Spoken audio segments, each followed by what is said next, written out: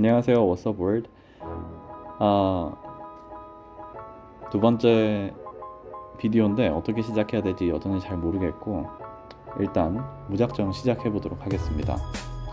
벌써 두 번째 녹음이네요. 먼저 뉴욕타임즈 소식입니다. 미국은 사우디 황태자가 언론인 자말 카쇼기 살인 사건에 책임이 있다는 보고서를 냈습니다. 하지만 바이든 정부는 미국의 이익을 침해할 가능성이 있다고 여겨 황태자 무하마드 빈 살만 개인에 대해서는 제재를 가하지 않겠다는 입장을 밝혔습니다. 금요일 바이든 정부는 정보국 보고서를 공개했습니다. 이 보고서는 2018년 사우디아라비아의 황태자 무하마드 빈 살만이 워싱턴 포스트 기자 자말 카쇼기의 암살을 지시했다는 내용을 담고 있습니다. 보고서는 특수부대의 투입으로 작전이 이루어졌다고 말했습니다. 또한 무하마드 황태자의 허락 없이 보좌관들의 독단적 수행이 어려운 상황에서 일이 발생했으며 사후에 무하마드 황태자에게 보고되었다고 보고서는 밝혔습니다. 보고서는 카쇼기를 이스탄불 영사관으로 유인해 살해하고 토막낸 과정에 대해서는 생략했습니다. 바이든 정부는 작전을 수행했던 왕실 경호대 산하 특수부대원들에 대해 여행 제한 조치와 경제 제재 등을 발표했습니다. 하지만 무하마드 황태자에 대해서는 국가 통치자의 일원이라는 이유로 어떠한 직접적인 조치를 취하지는 않았습니다. 이 두 번째 소식은 폭스뉴스입니다. 빌 마셔는 CPEC에 있을 트럼프의 연설을 앞두고 자신의 의견을 밝혔습니다. 그는 상어는 여전히 떠나지 않았으며 우리는 더 큰 배가 필요하다 라고 말했습니다. HBO의 간판 스타 빌 마셔는 또한 다음 대선이 있을 2024년이 손톱을 물어뜯을 정도로 초조한 해가 될 것이다 라고 말했습니다.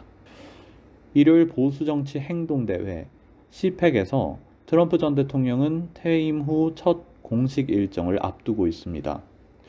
이를 두고 미국 방송국 HBO의 리얼타임 토크쇼 진행자 빌 마셔는 트럼프의 연설에 주의하라 라고 경고했습니다. 금요일 밤 패널들과의 토론이 마칠 때쯤 마셔는 어렵게 주제를 꺼냈습니다. 오는 일요일 플로리다 올랜도 CPEC에서 연설 일정을 앞두고 있는 45대 대통령 트럼프에 관한 것이었습니다.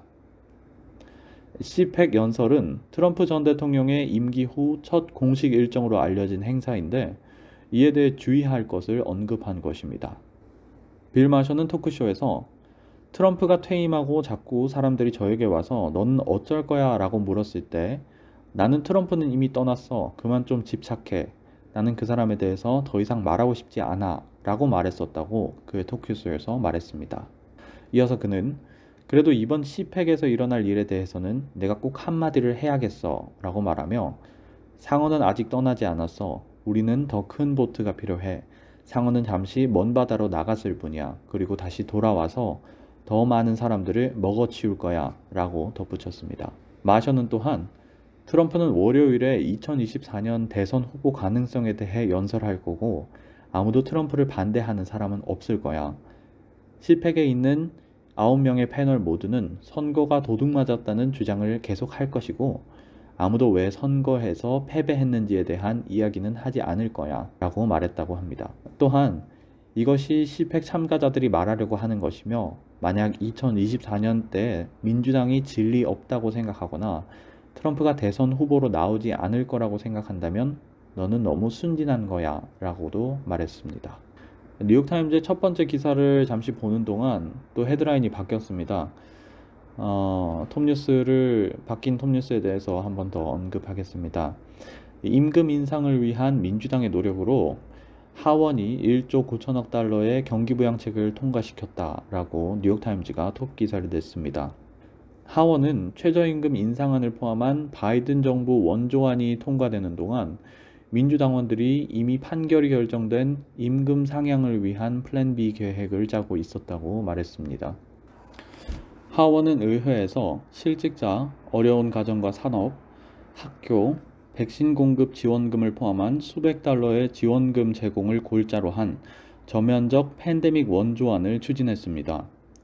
이에 매우 근소한 차이로 바이든의 1조 9천억 달러 규모의 경기 부양 정책이 통과됐습니다. 표결은 219대 212로 이루어졌고 공화당 의원 전원이 반대했음에도 불구하고 민주당은 법안을 처리하는 데 성공했습니다. 최저임금 인상안을 포함한 법안이 하원을 통과했지만 이어지는 상원 통과는 여전히 쉽지 않을 전망입니다. 전날 엘리자베스 맥도어 상원 사무처장이 경기 부양안에 최저임금 인상안을 포함하는 것에 대해 위법이라고 결정했기 때문입니다. 오늘 소식은 여기까지입니다. 더 다양한 소식으로 또 찾아오도록 하겠습니다. 감사합니다.